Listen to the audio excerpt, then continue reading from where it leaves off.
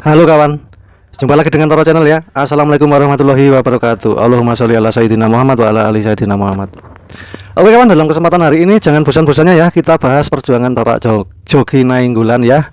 Yang dimana mudah-mudahan perjuangan Bapak Djoki Nainggolan tidak mengkhianati hasil. Semoga 7 terpidana bebas. Karena ini video agak panjang ya, jangan di skip biar nggak gagal paham. Oke, langsung aja saya kasih ulasan ya bahwa Bapak Djoki Nainggolan yang merupakan pengacara terpidana di kasus Vina Cirebon ya, 5 terpidana waktu itu ya, membeberkan fakta seputar keterlibatan Aibtu Rudiana yang tertuang dalam BAP di tahun 2016.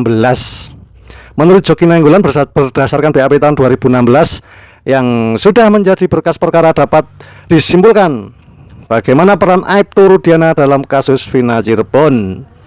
Kalau menelusuri apa yang tertuang dalam BAP dalam berkas perkara itu, Aibtu Rudiana adalah Oke, kita lanjut ya. Ini saya agak lupa dikit, tak mikir dulu.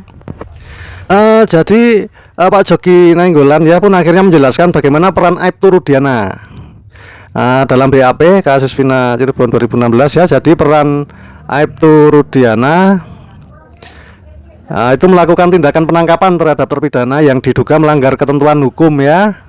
Sebentar, saya ingat-ingat lagi. Justru saat itu Aibtu Rudiana sendiri menurut pengakuan Pak Djoki ya merupakan anggota Satma Polda yang tidak punya wewenang dalam penangkapan terpidana kasus Vina Cirebon. Ya tidak boleh dong kan melakukan sesuatu tindakan di luar daripada norma hukum yang benar. Wah payah ini. Selain itu Pak Djoki juga mengatakan bahwa Aibtu Rudiana juga menjadi pihak yang melaporkan pertama kali kasus Vina Cirebon sebagai pembinihan. Padahal Cirebon sudah menyatakan jika kasus Vina Cirebon itu adalah murni kecelakaan lalu lintas. Oke lanjut ya. Oke kita lanjut kawan ya. Jadi Pak Djoki ini mengharapkan sekali untuk lebih lanjutnya itu meminta agar Aibtu Rudiana bicara fakta sesuai dengan BAP di tahun 2016 dalam persidangan Sakatatal ya, karena Djoki Nainggolan sebagai saksi ahli di sidang Sakatatal itu ya. Jadi harapannya kemunculan Aibtu Rudiana yang diharapkan bisa datang di pengadilan tersebut, Pak Djoki juga membuat kasus Vina Cirebon bisa menjadi terang benderang.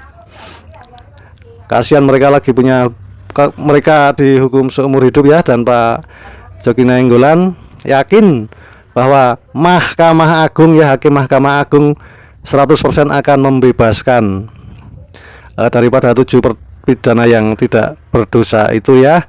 Kasihan mereka dihukum seumur hidup ya, dan yakin akan dibebaskan. Itu yang saya dengar dari kata-kata Pak Djoki Nainggolan. Lanjut ya. Jadi saya yakinkan 1000% perjuangan Bapak Djoki Nainggolan di tahun 2016 yang dimana saat itu dia tidak bisa berkata-kata lagi karena sudah diintimidasi oleh oknum polisi dari Polres Cirebon. Kalau dari Polda Jabar semuanya baik dan profesional.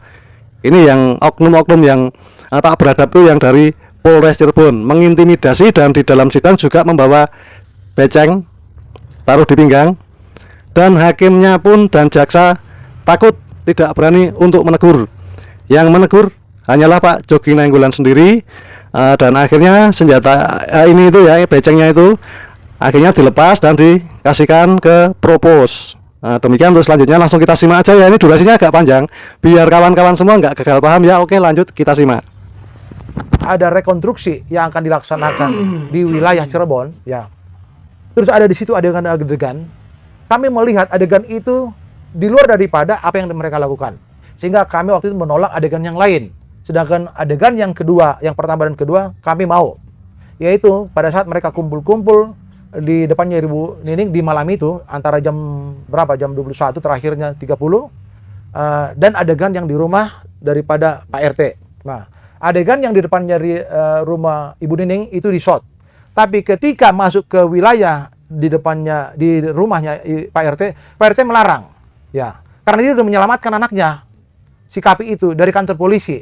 Jadi dia sekarang berbalik melawan kami gitu kan, bahwa anaknya itu tidak bersama dengan yang lainnya itu tidur di situ, padahal ini semua terpidana yang bukan 1-2 orang, bahkan lebih dari beberapa orang, termasuk juga tetangga-tetangga mengatakan bahwa malam itu ada sekelompok anak muda masuk ke rumah itu tidur. Nah, Pak RT ini hanya menyelamatkan putranya. Nah, selanjutnya, nah kenapa klien kami ini dilakukan penangkapan semena-mena oleh orang tua daripada almarhum Eki yang bernama Rudiana yang berdinas di Polresta Cirebon bagian narkoba. Dia menerima informasi yang sesat dari dua orang namanya Aib dan Dede. Aib dan Dede itu adalah pekerja di tempat cucian mobil di jalan apa itu? Jalan Perjuangan itu dekat SMP 11. SMP 11. Sementara klien kami itu duduk-duduk agak di dalam kurang lebih 100 meter yang tidak ada di jalan utama. Nah, bentar, Pak. Saya potong dulu bentar. Oke. Saya ini flashback dulu ya. Jadi berdasarkan dakwaan nih Bang ya, dakwaan kasus, dakwaan untuk Rivaldi dan Eko Ramadhani itu, ini peristiwa bermula ketika Rivaldi, CS dan kawan-kawan ini dia sedang mencari kelompok geng motor, Bang. Akhirnya mereka kumpul. Sebelum kumpul mereka minum minuman keras jenis ciu. Nah, di perjalanan mereka bertemu dengan korban, saudara Eki dan Vina. Dan kebetulan waktu itu Vina katanya menggunakan jaket salah satu geng motor. Hingga akhirnya Rivaldi dan kawan-kawan itu mengejar saudara Eki dan Vina hingga akhirnya tertangkap dan dibawalah ke warung Bunining di Jalan Perjuangan di depan SMP 11 gitu. Nah, disitulah terjadi peristiwa eksekusi itu, Bang. Nah, yang aku jadi pertanyaan tadi kan katanya yang maksud Abang itu apakah Rivaldi itu bukan ada yang di sana? Bukan di tempat kumpul-kumpul ya. Kejadian itu Rivaldi itu karena ditangkap karena memang pada saat bersamaan ada di lokasi sekitar itu atau bagaimana? Ya. Nah, ini yang saya luruskan. Pertama, Rivaldi ini tidak kenal kepada yang 7 orang. Rivaldi ini tidak kenal dengan yang 7 orang dan yang 7 orang tidak kenal sama dia. Dan klien kami dan termasuk juga klien dari kantor pengacara lain itu bukan kelompok geng motor. Terlepas kata Rivaldi dan kawan-kawan ini bukan geng motor. Bukan. Rivaldi dan ke-7 terpidana, 1 udah keluar yang anak di bawah umur, tidak kenal dengan dia. Ya. Termasuk juga terpidana yang masih sekarang berada di LP itu tidak kenal dengan dia. Dan klien kami ini bukan bagian daripada geng motor. Saya tidak mau ibaratnya di geng motor M. XTC lah kita bicarakan ya. Sedangkan Rivaldi ini saya nggak tahu riwayatnya. Hanya Rivaldi ini tersangkut perkara membawa senjata tajam samurai yang sudah ditangkap tanggal 30 Agustus oleh kepolisian di Cirebon dan di dalam penahanan dia tanggal 30 itu. Berarti ada peristiwa sebelumnya, kan? Nah, artinya kalau ada informasi seperti itu, berita yang tersiar itu semua keliru. Keliru semua, keliru. Makanya saya luruskan bahwa klien kami berada di sebuah gang di depannya rumah Ibu Nining yang jaraknya dengan jalan utama ada kurang lebih 100 meter. Berarti intinya si Rivaldi CS Rivaldi ini itu ada di sekitar lokasi kejadian? Tidak ada. Tidak tahu kami, tidak tahu. Ya, tidak tahu. Ya. Entah dimanapun dia ditangkap oleh kepolisian, ya, pada tanggal 30 September itu 30 ya. Itu bukan di lokasi kejadian atau bukan pada saat kumpul-kumpul dengan klien kami. Ini perlu saya luruskan supaya nanti masyarakat luas bisa paham apa sih yang terjadi. Nah, selanjutnya dapat saya jelaskan telah mendapatkan informasi yang sesat dari Aib dan Dede ini. Nah, Aib dan Dede ini adalah pegawai daripada cucian mobil. Saksi. Nah, sebelumnya orang tua daripada Ceki sudah melakukan penyelidikan sendiri dan bertemu dengan mereka. Ternyata Aib dan Dede ini memberikan informasi ya bahwa ada anak-anak kumpul di gang itu malam itu. Malam itu ya. Nah, orang tua daripada almarhum ini langsung berpikiran sederhana bahwa mereka adalah bagian daripada pelaku yang terjadi di flyover. Makanya aku tadi tanya, berarti si Rivaldi itu pada saat kejadian, pada malam kejadian sedang ada di sekitar? Bukan ada. Tapi dikaitkan? Enggak, betul tidak ada. Tadi katanya? Enggak seperti itu. Jadi saya ulangi penjelasan saya, gitu ya. Bahwa klien kami bersama dengan lainnya itu pegawai bangunan dan buruh kasar di malam 27 Agustus itu berada di depan rumah Ibu Nining bersama dengan Kapi putranya Pak RT.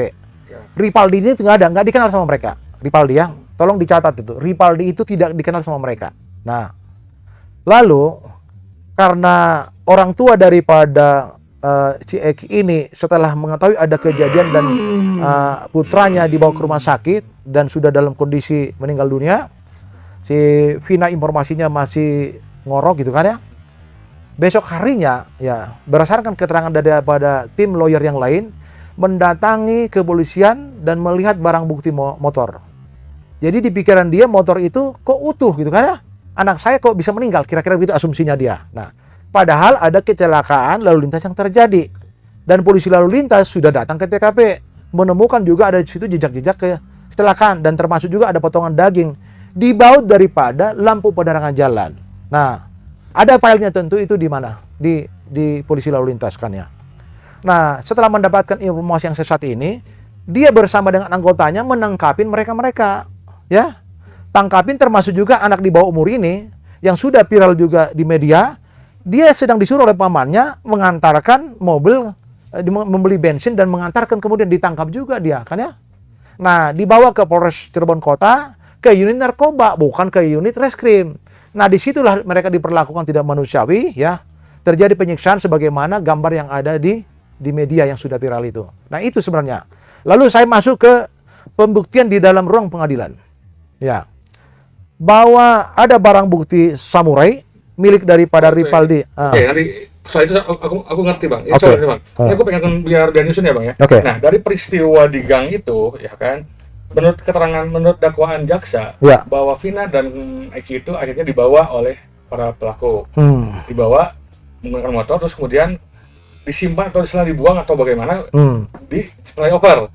Seolah-olah itu adalah kejadian kecelakaan. Betul. Gitu. Terus kemudian akhirnya kan mayat keduanya dikuburkan dan dilakukan pembongkaran. Ya. Hasil visumnya itu, menurut hasil visum Vina dan Eki itu, Eki itu ada beberapa luka, trauma tumpul pada kepala berupa patah tulang atap tengkorak bagian depan dan belakang, Ya. patah tulang dasar tengkorak, patah tulang rahang atas, dan patah tulang rahang bawah yang dapat mengakibatkan kematian. Terdapat tanda trauma tumpul berupa patah tulang pada tulang lengan atas, tulang hasta kanan, dan tulang pengumpil kanan. Luka terbuka pada dahi kiri, mata kaki kanan bagian dalam, dan tungkai bawah kiri, luka lecet pada mata hingga punggung kaki serta resapan darah pada bagian kulit dada. Terus kemudian pada hasil visum Vina ada luka tumpul pada kepala yang ditandai dengan patah tulang atap tengkorak dan tulang rahang bawah, trauma tumpul pada paha kanan dan tungkai bawah kanan yang ditandai luka terbuka pada tungkai bawah kanan, patah tulang paha kanan dan patah tulang kering kanan yang mengakibatkan pendarahan yang secara bersama-sama maupun masing-masing dapat menyebabkan kematian. Kemudian juga terdapat tanda trauma tajam, trauma bekas luka tajam berupa luka terbuka pada pipi kanan dan punggung tangan kiri. Terdapat tanda trauma tumpul berupa luka lecet pada perut kiri dan paha kiri serta warna kemerahan pada paha kanan. Dilakukan pemeriksaan apus lubang kemaluan dan anus dengan hasil ditemukan sperma pada sediaan apus lubang kemaluan. Nah, itu adalah hasil bukti otentik terhadap Laboratorium kedokteran forensiknya. forensiknya. Nah, itu juga beredar kasus katanya ada yang ditusuk dan lain sebagainya. Bang. Abang bisa mengomentari hasil visum ini, Bang? Tentu bisa. Apa? Jadi begini, kami yang menghadiri setiap agenda persidangan di pengadilan itu samurai, ya dijadikan juga sebagai barang bukti, termasuk ada potongan bambu, terus ada juga batu, ya itu semua tidak ada kaitannya. Satu, bahwa samurai ini adalah kasusnya saudara Ripaldi alias Ucil yang ditangkap dia oleh kepolisian Resort Cirebon, ya apakah itu Polres atau sektor, karena membawa senjata tajam samurai itu, dan itu dia sudah dilakukan penahanan sejak tanggal 30 ya, artinya kasus terpisah. Nah, yang kedua, Ripaldi ini saya tegaskan lagi dan bahkan saya berulang-ulang, Ripaldi ini ya kita tidak tahu itu apa kelompoknya geng motor atau tidak dikenal oleh yang 7 orang, tidak dikenal ya. Ripaldi juga mengakui dalam persidangan tidak mengenal mereka, ya. Karena ada anak di bawah umur, maka disidangkan terpisah, ya. Sedangkan yang 7 ini disidangkan dalam satu persidangan. Sehingga ketika hakim juga bertanya, saudara Ripaldi kenal nggak yang ini nih? Nggak kenal. Lalu ditanya yang orang ini, kenal nggak sama dia? Tidak ada. Tapi adalah satu orang persidangan dengan barang buktinya, ya, samurai. Oke. Lalu coba kami melihat di dalam dakwaan jaksa, kan ya? Dalam dakwaan jaksa itu kalau tidak salah, ya ada tusukan ya, di bagian dada dan perut, ya. Padahal dari hasil itu kan pemeriksaan yang dilakukan oleh dokter forensik termasuk bedah mayat itu tidak ada sama sekali, ya. Artinya ini ada satu keterangan yang diciptakan seolah-olah ini digunakan. Apa ini? Samurai ini kan? Padahal apa yang ditemukan oleh kedokteran forensik pada saat bedah mayat, menggali mayat kan ya, itu tidak ditemukan kecuali ada luka-luka lecet. Ya. Oke. Nah, patah tulang kepala dan lain sebagainya ada lah. ada. Tapi bukan karena ini. Bukan. Oke. Ya, itu mungkin kaitannya dengan nanti ahli yang bisa menjelaskan itu. Apakah ada kaitannya dengan kecelakaan lalu lintas? Itu bisa terjadi. Tapi saya tidak mau mengomentari itu ya. Karena bisa saja terjadi. Apakah itu karena kecepatan tinggi dan sebagainya? Saya nggak mau mengomentari. Hanya lebih baik itu diminta filenya secara terbuka kepada lalu lintas yang menangani kasus itu pertama-tama. Nah, dan di situ ada juga CCTV. Di dalam penjelasan daripada saksi, kan ya? Ada CCTV di situ. CCTV situ. Kenapa nggak dibuka oleh kepolisian CCTV itu? Untuk membuktikan apakah ini satu kejahatan yang dilakukan oleh kelompok lain, ya? Tapi dituduhkan kepada klien kami. Apakah itu murni karena kecelakaan sendiri, kan? Berarti clear masalahnya. Nah, yang berikutnya. Kalau kita bicara dalam konteks hukum pembuktian, semua orang tahu lah kan? Kalau di situ sudah ada referensi daripada dokter forensik, ya. Untuk mengetahui sperma yang berada di bawah. Jangan dulu sperma itu dulu bang. Jangan dulu sperma nanti. Oke. Jadi ini Jadi itu jelas ya, jelas. Jadi ini ada yang error ya, yang diterima oleh orang tua daripada almarhum Eki, yang namanya Rudiana dari unit narkoba saat itu, langsung main tangkap-tangkap ya. Oke lah, jangan bicara kita soal. Benar bang Fix ya. Ini aku juga pengen mengklarifikasi nih bang. Ini ramai di medsos bahwa pelakunya itu adalah anak polisi bang. Dari 7 orang ini fix bener nggak ada yang anak polisi bang? Waduh, mereka itu stratanya itu yang paling rendah kan ya. Buru-buru kasar mereka bangunan kan ya. Ada pedagang-pedagang gitulah ya. Ini bukan ya bang ya? Bukan. Polisi ya. Dan benar bahwa orang tuanya gitu memang Rudiana itu ya bang ya? Itu Rudiana itu ya bang ya? Sekarang dia udah perwira. Dulu kan sersan dia. Dulu. Nah. Dulu pangkatnya apa bang waktu itu bang? Saya kurang tahu, yang jelas dia apakah belum perwira. Makanya sekarang dikait-kaitkan nih. Berapa kali saya sampaikan di media supaya pengamat ya, para ahli kan harus tahu dulu masalahnya. Jangan mengaitkan klien kami ini seolah-olah berafiliasi dengan yang 3 DPO, nggak kenal mereka. Jangankan yang 3 ya, yang si Ripaldi aja yang sama-sama dihadirkan dalam ruang persidangan sebagai terdakwa tidak kenal. Dan Ripaldi tidak kenal dengan mereka. Dani, Peggy dan satu lagi siapa? Ada Dani, ada Andi, ada Peggy kan? Jangankan yang 3, ini yang di dalam ruang persidangan aja yang namanya si Ripaldi nggak kenal sama klien kami yang 6 yang sama-sama disidangkan. Minus daripada di persidangan dari mana muncul nama 3 DPO itu, Bang? Kita nggak tahu. Itu kan mungkin aja yang diciptakan oleh sekarang nih polisi Resort Cirebon Kota kan untuk membuat ini kabur. Buktinya 8 tahun ini kan nggak ada kejelasan, ya. Tanpa mengurangi rasa hormat kepada pimpinan Polri ya. Ada orang